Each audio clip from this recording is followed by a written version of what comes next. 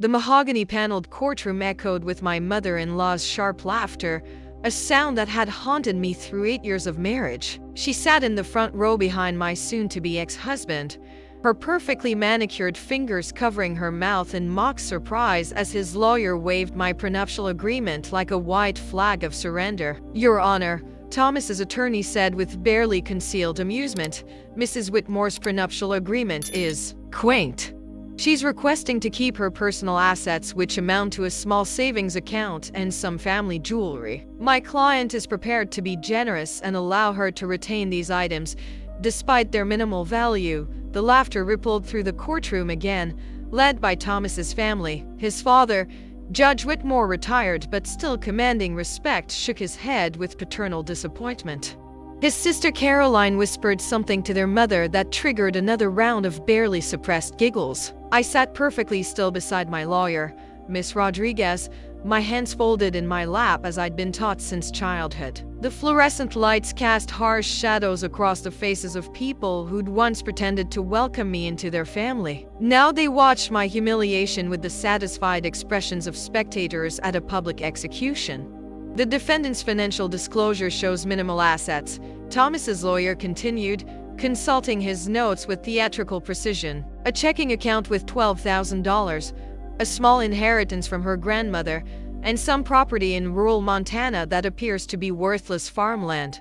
More laughter. Thomas himself smiled with the confidence of a man who'd married beneath his station and was finally correcting that mistake. His family had never let me forget that I was the scholarship student who'd somehow ensnared their golden boy, the small-town girl who'd gotten lucky. Judge Morrison, no relation to the Whitmores, thankfully studied the documents before her with the weary expression of someone who'd presided over countless bitter divorces. "Mrs. Whitmore, do you have legal representation?" Miss Rodriguez stood slowly, her movements deliberate and calm. She was younger than Thomas's high-powered attorney, her suit less expensive, her briefcase worn from years of fighting for underdogs. "Yes, Your Honor." Maria Rodriguez, representing Mrs. Elena Whitmore, and Mrs. Whitmore's position regarding the prenuptial agreement? "My client wishes to honor the agreement as written, Your Honor. She asks only for what was specified in the original document, her personal assets as defined in Section 3, Paragraph 2. Thomas's lawyer chuckled, a sound that made my skin crawl. "Your Honor, we're talking about perhaps $30,000 in total assets. My client earns more than that in a month. He's willing to be magnanimous." I felt the familiar burn of shame in my cheeks, the same feeling I'd carried through 8 years of subtle dismissals and casual cruelties. The Whitmores had perfected the art of making me feel grateful for their tolerance, as if my presence in their world was an act of charity they performed with noble suffering. "Mrs. Whitmore," Judge Morrison said, her voice cutting through the murmur of conversation, "would you like to speak on your own behalf?" I looked up at her, this woman who held my future in her hands, and felt something shift inside my chest. Not anger, something quieter, more dangerous. "No, Your Honor. I trust my attorney to represent my interests." Miss Rodriguez opened her briefcase and withdrew a thick folder. "Your Honor, I'd like to present additional documentation regarding Mrs. Whitmore's assets as defined in the prenuptial agreement." Thomas's lawyer waved dismissively. "Your Honor, we've reviewed Mrs. Whitmore's financial disclosures. There's nothing of significance beyond what we've already discussed." "Perhaps, Miss Rodriguez said calmly, but the prenuptial agreement specifically references all property owned by Elena Whitmore prior to marriage, including but not limited to real estate holdings inherited from family members." She placed a document before Judge Morrison. "This is the deed to 2,847 acres in Glacier County, Montana, inherited by Mrs. Whitmore from her grandmother 3 months before her marriage to Mr. Whitmore." The laughter in the courtroom died abruptly. Thomas's confident smile faltered as he leaned forward, straining to hear Miss Rodriguez's words. "The property was assessed at the time of inheritance as agricultural land valued at approximately $50 per acre. However, recent geological surveys have revealed significant mineral deposits beneath the surface." Judge Morrison studied the document, her eyebrows rising slightly. "What kind of mineral deposits?" "Rare earth elements, Your Honor. Specifically, lithium and cobalt essential components in battery technology for electric vehicles, Ms. Rodriguez placed another document on the judge's desk. This is a recent appraisal conducted by Morrison Mining Consultants. The property is now valued at $47 million. The silence in the courtroom was absolute. I could hear the tick of the wall clock, the rustle of papers, the sharp intake of breath from the Whitmore family section. Thomas's face had gone pale, his mouth opening and closing like a fish gasping for air. Furthermore, Miss Rodriguez continued, her voice steady as morning rain. Mrs. Whitmore has received multiple offers from mining companies seeking to lease extraction rights. The most recent offer guarantees minimum annual payments of $8 million for the next 20 years. Thomas's lawyer shot to his feet, his earlier confidence replaced by something approaching panic. Your Honor, this is the first we're hearing of these developments. We request time to review. The prenuptial agreement is quite clear. Miss Rodriguez interrupted smoothly. All property owned by Mrs. Whitmore prior to marriage remains her sole property. The document was reviewed and signed by both parties, with Mr. Whitmore represented by independent counsel.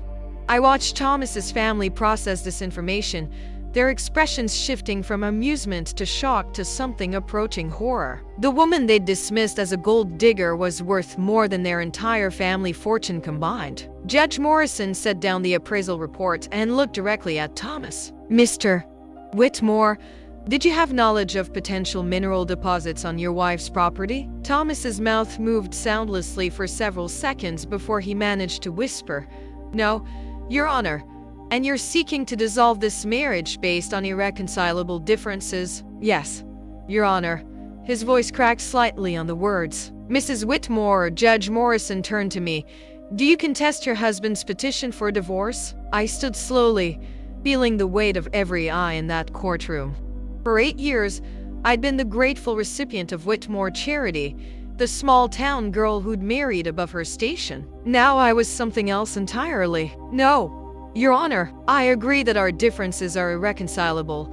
Judge Morrison nodded. Very well. The prenuptial agreement will be honored as written. Mrs. Whitmore retains all property specified in the original document.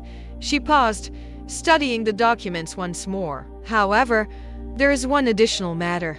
According to the property records, the Whitmore family residence at 847 Elm Street is built on land that was subdivided from Mrs. Whitmore's original inheritance. The color drained from Thomas's mother's face. His father leaned forward, his judicial composure cracking for the first time. The deed shows that Mrs. Whitmore's grandmother sold a 5-acre parcel to the Whitmore family in 1987, but retained mineral rights to the entire original property, including the land beneath the family home. Miss Rodriguez smiled for the first time that day. Your Honor, Mrs. Whitmore has received an offer from Apex Mining Corporation to purchase the mineral rights beneath the Whitmore residence for $2.3 million. The silence stretched like a held breath. Thomas's family sat frozen, their earlier laughter now a distant memory. The woman they'd dismissed as worthless trailer trash owned the ground beneath their feet. Mrs. Whitmore, Judge Morrison said, What are your intentions regarding these mineral rights? I looked at Thomas, at his parents, at the sister who'd never missed an opportunity to remind me of my inferior education and background. 8 years of subtle humiliation crystallized into a single moment of perfect clarity. I intend to honor all existing agreements, Your Honor. The Whitmore family may continue to live on the property under the current terms. Relief flickered across their faces until I continued. However, I will be exercising my mineral rights as I see fit. The gavel fell with finality, but the sound was lost in the chaos that followed. Thomas's family huddled together like survivors of a natural disaster, their voices rising in urgent whispers. Thomas himself sat motionless, staring at me as if seeing a stranger.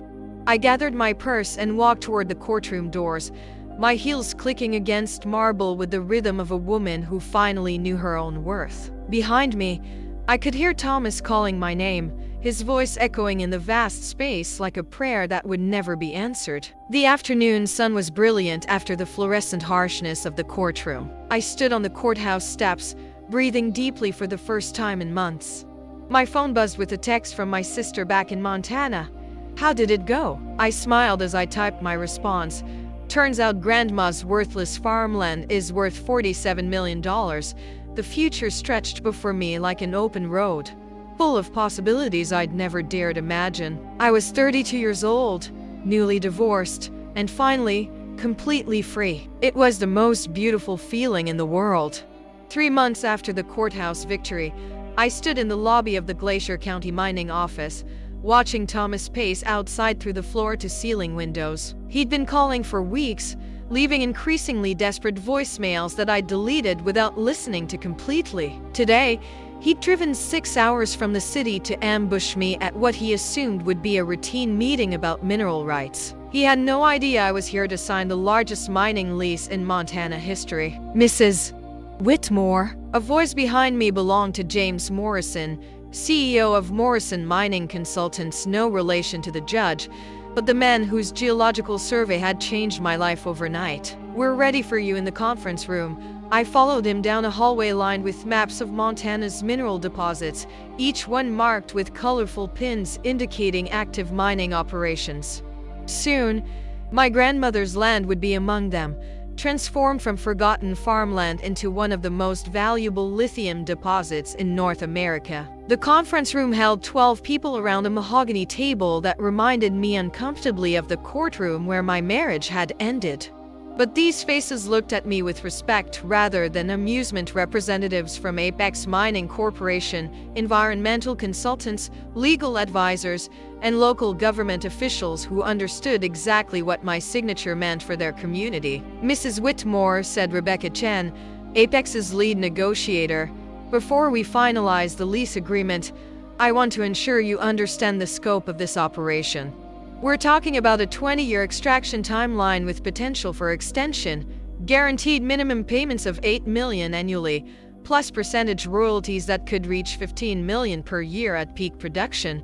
I nodded, studying the contract that would make me one of the wealthiest women in Montana. "And the environmental protections?" "Comprehensive restoration plan, water table monitoring, and a $10 million bond for site remediation," replied Dr.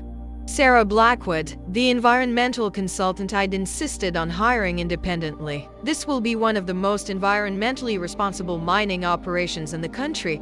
Through the window, I could see Thomas still pacing, his expensive suit looking out of place against the backdrop of pickup trucks and work boots that filled the parking lot. He texted me an hour ago, "Elena, please, we need to talk. This affects both of us."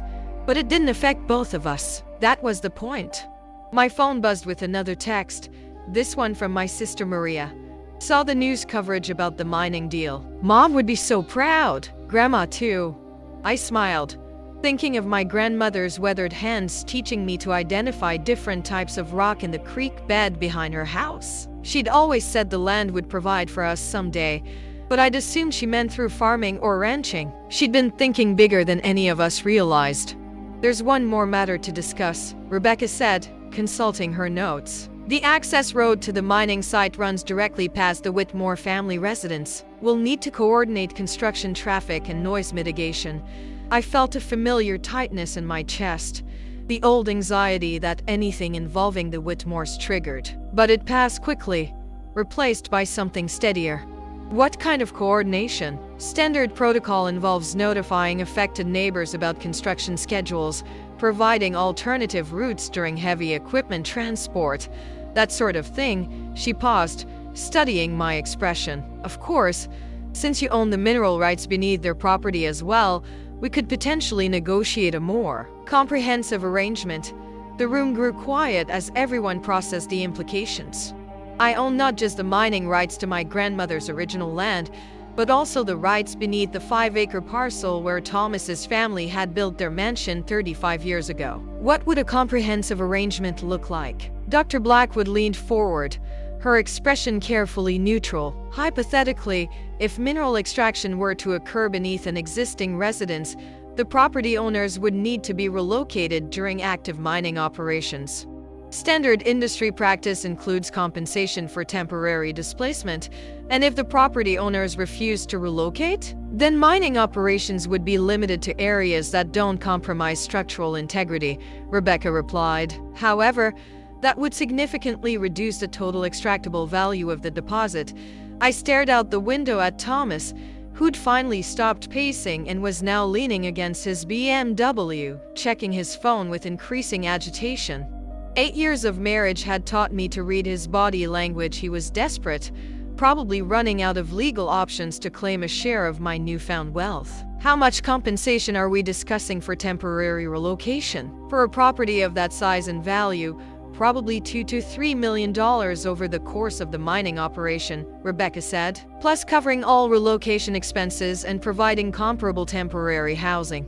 I thought about Thomas's mother, who'd spent 8 years reminding me that their family had standards I could never meet. About his father, who'd introduced me at parties as Thomas's wife from Montana with the same tone he might use for an unfortunate medical condition. About Caroline, who'd never missed an opportunity to mention my humble background when discussing family matters. I'd like to review the geological reports for the area beneath the Whitmore residence, I said finally.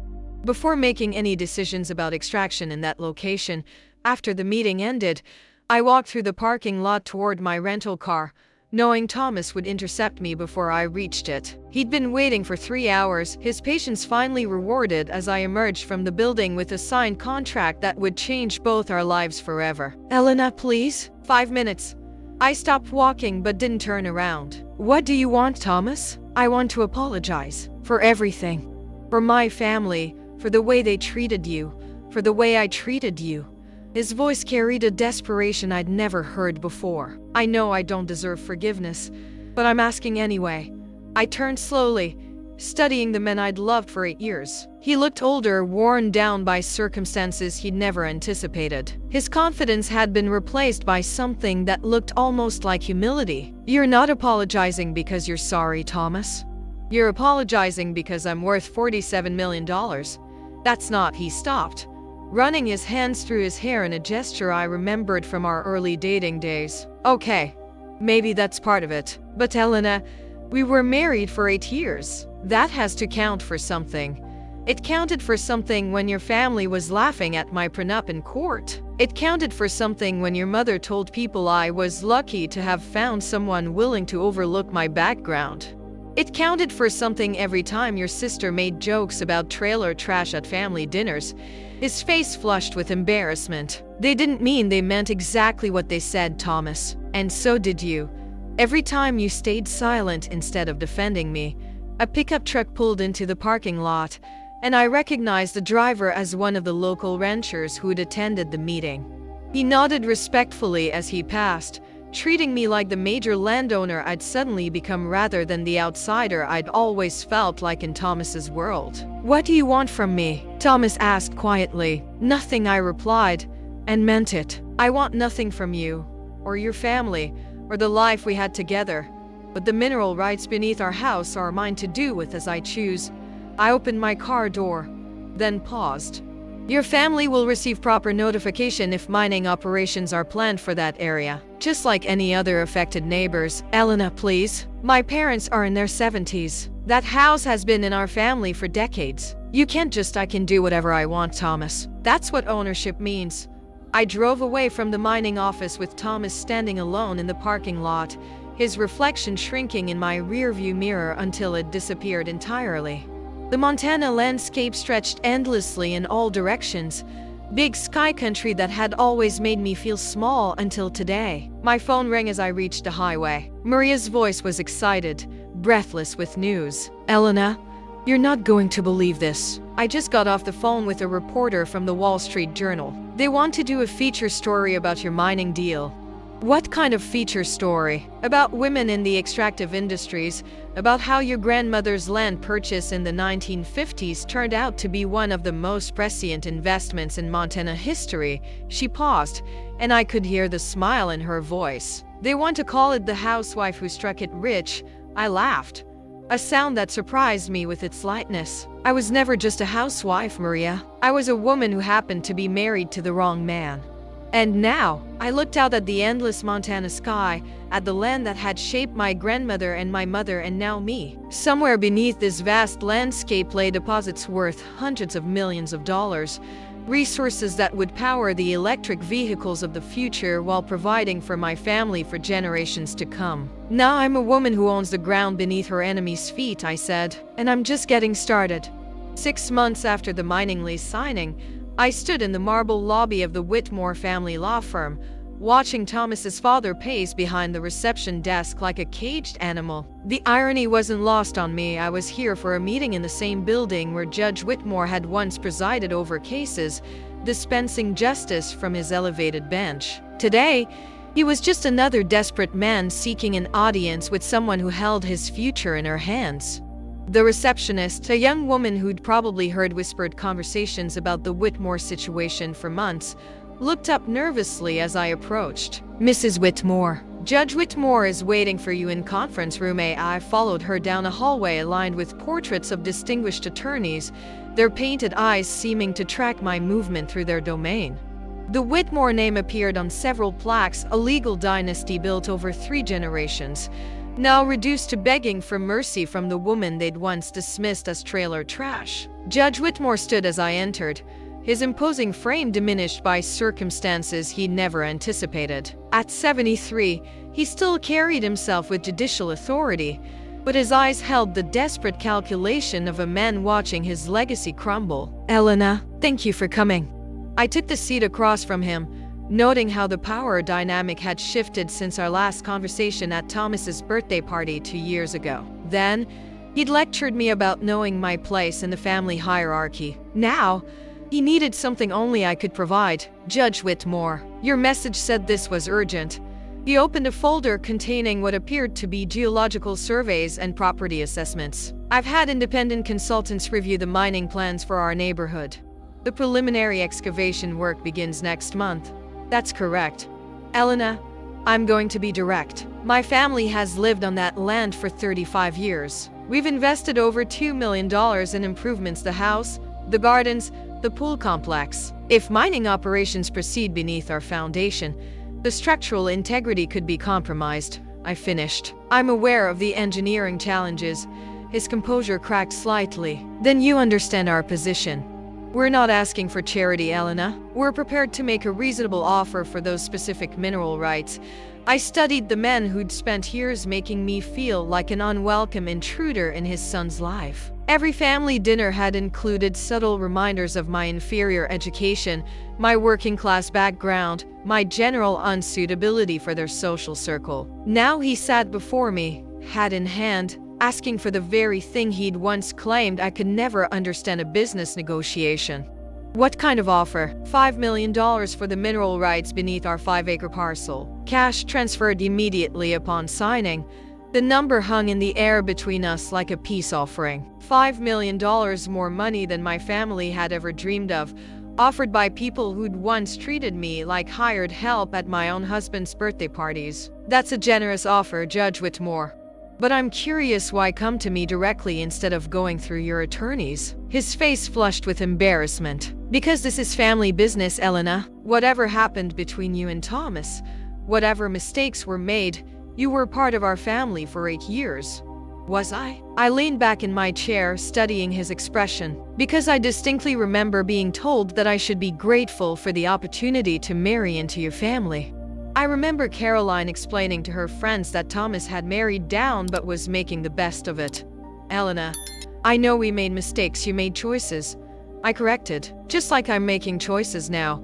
I opened my own folder, revealing documents he couldn't see from across the table. "I've received the geological reports for your property, Judge Whitmore. The lithium deposits beneath your house are particularly rich, some of the highest concentrations on the entire site." His face went pale. "What does that mean?" "It means those mineral rights are worth considerably more than $5 million. Conservative estimates put the value at 15 to 20 million over the life of the mining operation." The silence stretched between us like a chasm. Judge Whitmore had built his career on reading people, on understanding leverage and negotiation. He knew he was beaten before the conversation truly began. "What do you want, Elena?" The question I'd been waiting 8 years to hear. What did I want from the family that had made me feel small, insignificant, perpetually grateful for their tolerance. I want you to understand something, Judge Whitmore. I was never the gold digger your family believed I was. I brought more to this marriage than Thomas ever did. I just didn't know it at the time. I placed a document on the table between us. This is a comprehensive family financial analysis prepared by Morrison Financial Services. It compares the Whitmore family net worth to my current assets. He read the document slowly, his expression growing more strained with each line. When he finished, he looked up at me with something approaching awe. You're worth more than our entire family combined, considerably more. And that's before the mining operation reaches full production. I retrieved the document, sliding it back into my folder. So when you ask what I want, Judge Whitmore, the answer is simple. I want recognition. Recognition?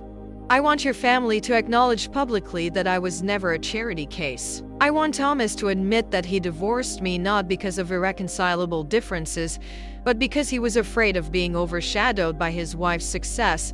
Judge Whitmore's judicial composure finally cracked completely. Elena, you can't be serious. You want us to humiliate ourselves publicly? I want you to tell the truth publicly. There's a difference. I stood to leave, but his voice stopped me at the door. And if we refuse? I turned back to face him, this man who'd spent years making me feel like an unwelcome guest in my own marriage. Then mining operations will proceed as scheduled. Your family will receive the standard relocation compensation, temporary housing in a modest apartment complex while excavation occurs beneath your foundation. For how long? The geological surveys suggest 18 to 24 months for complete extraction. Of course, there's always the possibility of discovering additional deposits that would extend the timeline. The color drained from his face as he processed the implications. 2 years in temporary housing while strangers strip the ground beneath his family's legacy. Elena, please, be reasonable. I am being reasonable, Judge Whitmore. I'm offering your family the same consideration you showed me for 8 years, the bare minimum required by law. I walked toward the door, then paused. You have 48 hours to decide. After that, I'll assume you prefer the standard relocation arrangement. The hallway felt different as I walked back toward the lobby, less intimidating, more like what it actually was, an office building where people worked for money, not a temple of justice where my worth was determined by others. My phone buzzed with a text from Dr. Blackwood. Environmental impact assessment complete. Mining operations can begin next month as scheduled. I typed back. Perfect. Let's change the world.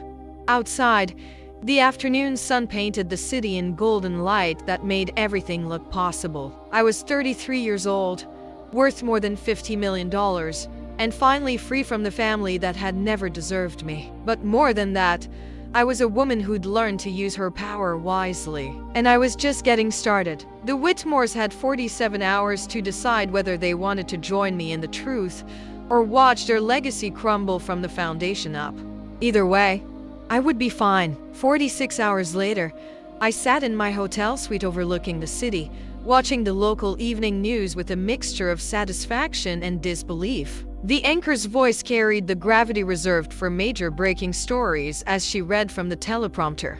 In an unprecedented public statement, retired Judge Harold Whitmore and his family have issued a formal apology to Elena Whitmore, acknowledging what they call years of unfair treatment and social prejudice during her marriage to their son, Thomas Whitmore. The camera cut to footage of Judge Whitmore standing behind a podium at the courthouse steps, his wife and children flanking him like defendants awaiting sentencing. His voice, once commanding from the bench, now carried the weight of a man eating decades of pride. My family owes Elena Whitmore a profound apology. We allowed our social prejudices to blind us to her intelligence, her capabilities, and her inherent worth as a person. We treated her as an outsider when she should have been welcomed as family. I muted the television and reached for my phone, which had been buzzing continuously for the past hour. Text messages from reporters, old friends, and family members who'd seen the coverage. But the call I was waiting for came at exactly 8 o'clock. Elena? Thomas's voice was barely above a whisper. I saw the news. I imagine you did. My father, he's never apologized to anyone publicly in his entire life. What did you say to him? I walked to the window, looking down at the city where I'd spent 8 years feeling like a perpetual outsider. I told him the truth, Thomas. Something your family seems to have trouble with. The mining operation. Are you really going to proceed with excavation beneath our house? The question hung between us like a bridge neither of us knew how to cross. I'd spent 2 days considering my options, weighing revenge against pragmatism, justice against mercy. That depends, I said finally. On what? On whether your family's public apology was genuine or just another performance designed to get what they want. Silence stretched across the phone line. When Thomas spoke again, his voice carried a vulnerability I'd rarely heard during our marriage. Elena, I know I don't have the right to ask this, but could we meet? Just to talk? About what? About everything. About the mistakes I made, the things I should have said, the person I should have been. He paused, and I could hear traffic in the background, suggesting he was calling from his car. About the woman I was too stupid to appreciate when I had the chance. An hour later, I sat across from Thomas in a quiet cafe downtown, studying the men I'd loved for 8 years and divorced 6 months ago. He looked older, worn down by circumstances that had stripped away his easy confidence. His expensive suit couldn't hide the weight he'd lost, or the uncertainty that had replaced his former arrogance. You look different, he said, his eyes searching my face for traces of the woman he'd married. I am different. Happier? I considered the question seriously. More myself. For the first time in my adult life, I'm completely myself. He nodded slowly, stirring his coffee with the mechanical precision of someone buying time to find the right words. I've been thinking about what you said in the parking lot. About me staying silent when they treated you badly. And you were right. I was a coward. The admission came out like a confession, heavy with years of accumulated guilt. I told myself I was keeping the peace, avoiding conflict. But really, I was just protecting myself. I watched him struggle with words that clearly didn't come easily. This was the man who'd charmed his way through law school, who'd built a successful practice on his ability to argue any position. Now he sat before me, stripped of rhetoric, searching for simple honesty. Why, Thomas? Why was it easier to let them diminish me than to defend me? He looked up from his coffee, his eyes holding a pain I'd never seen before. Because deep down, I was afraid they were right. The words hit like a physical blow, even though I'd suspected them for years. Right about what? About me marrying above my league, about you being too good for me. His voice dropped to barely above a whisper. I spent our entire marriage waiting for you to realize you could do better. I stared at him, processing this revelation that reframed 8 years of marriage in a completely different light. So you let your family treat me like I was beneath you too. What? Make yourself feel more secure? To make myself feel like I deserved you. He laughed bitterly. Ironic, isn't it? I was so afraid of losing you that I created the conditions that guaranteed I would. The cafe hummed with quiet conversation around us, other couples and friends sharing their own complicated truths. But our table felt isolated, surrounded by the weight of everything we'd never said to each other. Thomas, I need you to understand something. I never wanted your family's money or status. I wanted to be seen, to be valued for who I was rather than tolerated for who I wasn't. I know that now. Do you? Because for 8 years, you acted like my worth was determined by your family's approval rather than my own accomplishments. He nodded, his composure finally cracking completely. Elena, I know I don't deserve forgiveness. I know I destroyed the best thing in my life through my own cowardice and stupidity. But I need you to know I loved you. I still love you. The confession hung between us like a question I wasn't prepared to answer. Love had never been our problem. Respect had been our problem. Recognition had been our problem. The willingness to defend what we claimed to value had been our problem. Love isn't enough, Thomas. It was never enough. I know. He reached across the table, his hand stopping just short of mine. But maybe we could try again? Start over, with everything out in the open this time? I looked at his hand, remembering how it had felt to hold it during our wedding ceremony, when I'd believed we were building something together rather than something I was being allowed to join. The woman who'd married him would have been tempted by the offer, grateful for the chance to try again. But I wasn't that woman anymore. Thomas, 6 months ago, your family laughed at my prenup in court. They called my assets worthless, my contributions meaningless. Today, your father apologized on television because he needs something from me.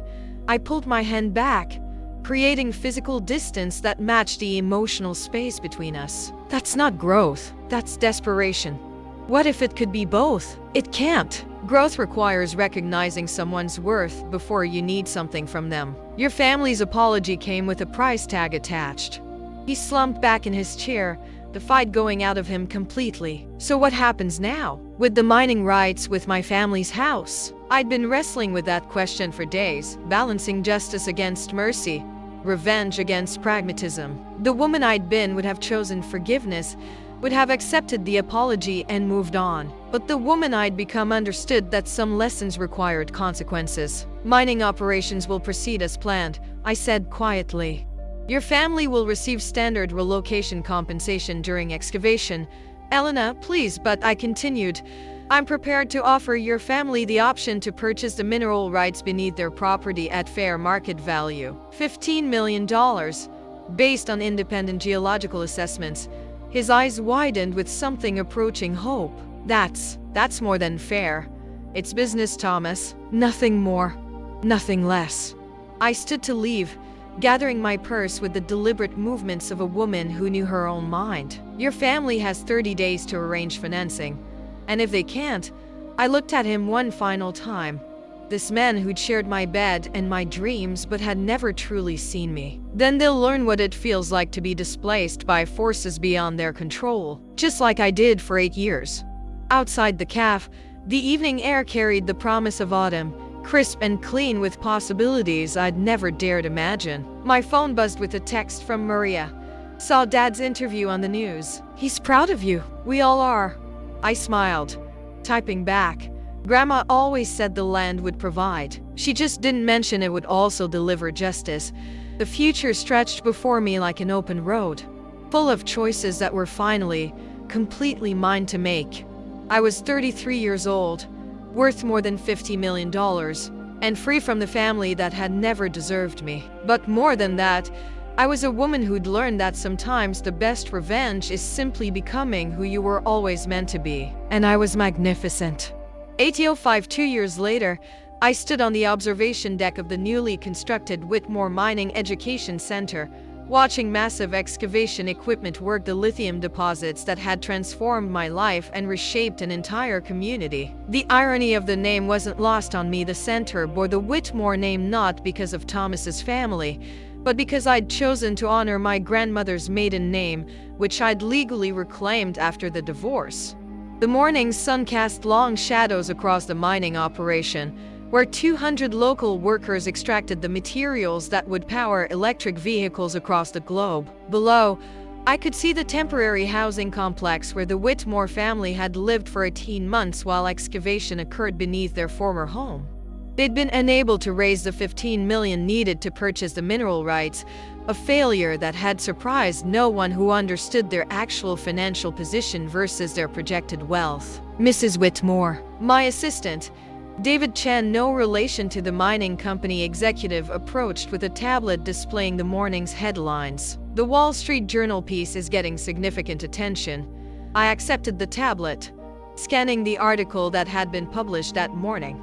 The headline read, "From trailer trash to mining mogul, how Elena Whitmore built an empire from family land."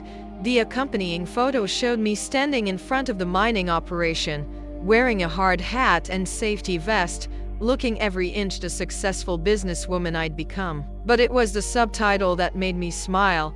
"The housewife who rewrote the rules of revenge." "The phone's been ringing all morning," David continued. "Interview requests from CNN, Forbes, and 60 Minutes. Plus, you have a call holding from someone named Thomas Whitmore." I handed back the tablet, my expression neutral. "Tell the media outlets I'm available for interviews next week. As for Mr. Whitmore, take a message. He says it's urgent. Something about his father." I paused, studying David's expression. In the 2 years since I'd hired him, he'd learned to read the subtle dynamics of my complicated past. He wouldn't have mentioned Thomas unless there was something genuinely important.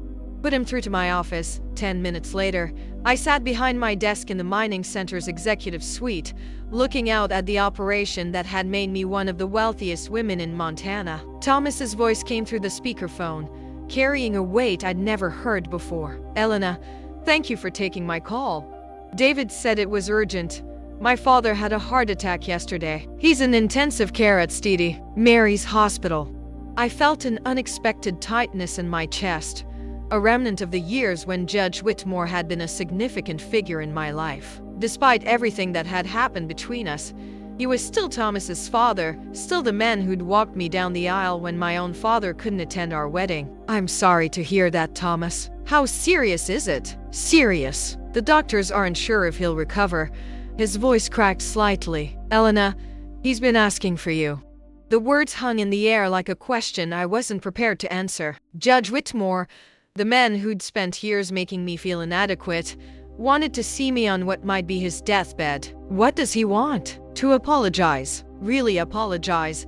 Not the public statement he made for the cameras. He wants to tell you something he should have said years ago. I stared out at the mining operation, watching trucks carry loads of lithium-rich ore toward the processing facility.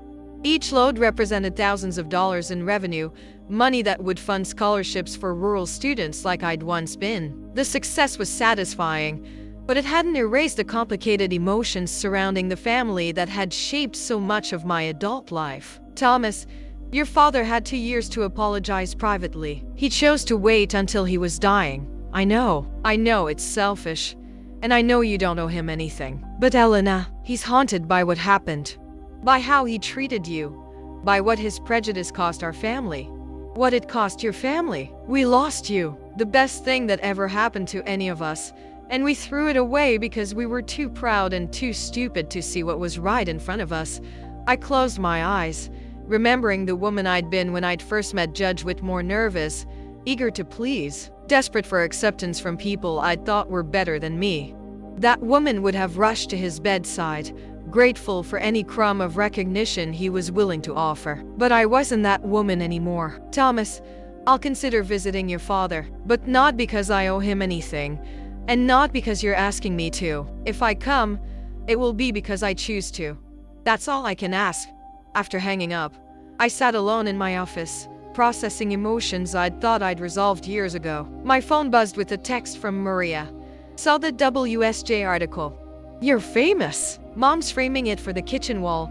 I smiled, thinking of my mother's kitchen in our old trailer, now decorated with newspaper clippings about her daughter's success. The contrast between that humble space and my current office with its panoramic views and expensive furnishings represented a journey that had been about much more than money. That afternoon, I drove to Steedy, Mary's hospital, my first visit to the building where I'd once volunteered during college.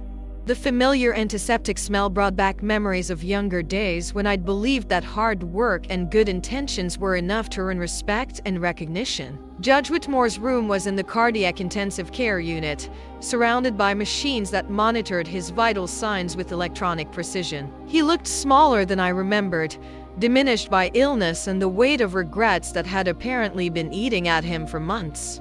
His eyes opened as I entered, focusing on me with effort. Elena, you came. I came. Thank you. His voice was barely above a whisper, but his words carried the weight of a man who understood he was running out of time. I need to tell you something. I pulled a chair close to his bed, noting how his hands shook as he tried to adjust his position. This was the man who'd once commanded courtrooms with his presence, reduced to struggling with basic movements. I was wrong about you from the beginning, he said slowly. Not just wrong, willfully blind. I saw a young woman from a working-class background and decided she wasn't good enough for my son, without ever bothering to learn who you actually were. Judge Whitmore, let me finish, please. I don't have much time, and I've carried this guilt for too long. He paused, gathering strength for words that clearly didn't come easily. You were the best thing that ever happened to Thomas. You were intelligent, kind, hardworking, everything I should have wanted in a daughter-in-law. But my pride, my prejudice, my need to feel superior, I destroyed something beautiful because I couldn't admit I was wrong. Tears gathered in his eyes, and I felt my own throat tighten with unexpected emotion. You made me feel like I wasn't good enough for your family. You were too good for us. That was the problem. You made us look small by comparison, and instead of rising to meet your example, we tried to diminish you to our level. The machines around his bed beeped steadily, marking time that felt both endless and precious. Outside his window, I could see the city where I'd spent 8 years feeling like an outsider, now transformed into a place where I was recognized as a leader and innovator. Elena, I know it's too late for forgiveness. I know I destroyed any chance of that years ago. But I need you to know you were never the problem. We were the problem. Our narrow-mindedness, our cruelty, our inability to see past our own prejudices. He reached for my hand with trembling fingers. I'm proud of what you've accomplished. I'm proud of the woman you've become. And I'm ashamed that it took losing you for us to realize what we'd thrown away. I looked at this dying man who'd once made me feel so small and felt something shift inside my chest. Not forgiveness exactly, but a kind of peace. The anger I'd carried for years suddenly felt unnecessary, a burden I no longer needed to bear. Judge Whitmore, I want you to know something. I never needed your approval to be worthy. I was always worthy. It just took me too long to realize it. He nodded, tears flowing freely now. You were always worthy. We were just too blind to see it. I stayed with him for another hour, watching the sun set through his hospital window. We talked about small things, the weather, the mining operation, his grandchildren he'd probably never see grow up. But underneath the casual conversation was something deeper. The acknowledgement that we were both different people than we'd been during those painful years of my marriage. When I finally stood to leave, he squeezed my hand with what little strength he had left. Elena, will you do something for me? What? Don't let our mistakes make you bitter. You're too good for that. Too strong for that. I'm not bitter, Judge Whitmore. I'm free. He smiled, the first genuine expression of joy I'd ever seen on his face when looking at me. Yes, you are. Judge Whitmore died 3 days later, peacefully in his sleep. I attended his funeral, sitting in the back of the church where I'd once been married, watching Thomas and his family say goodbye to the patriarch who'd defined their world for so long.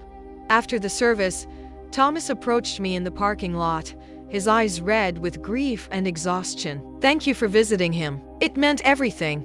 He was a complicated man who made some terrible choices, but in the end, he found the courage to admit he was wrong. That's more than most people manage. Elena, I know this isn't the time or place, but I need you to know I'm proud of you, of everything you've built, everything you've become. You're extraordinary. I looked at this man who'd shared my life for 8 years, who'd failed me in ways that had once felt unforgivable. But standing there in the shadow of his father's funeral, I felt only sadness for the love we'd lost and the partnership we'd never quite managed to build. Thank you, Thomas. That means something. As I drove away from the funeral, I thought about the woman I'd been when I'd first met the Whitmore family, eager to please, desperate for acceptance, willing to diminish myself to fit into their world. That woman was gone, replaced by someone who understood that respect couldn't be given or taken away by others. It could only be claimed by the person who deserved it. I was 35 years old, worth more than $100 million, and finally at peace with the choices that had brought me to this moment. The Whitmore family had taught me valuable lessons about power, prejudice, and the importance of knowing your own worth. But most importantly, they'd taught me that the best revenge isn't destroying your enemies, it's becoming so successful that their opinions become irrelevant. And I was magnificent.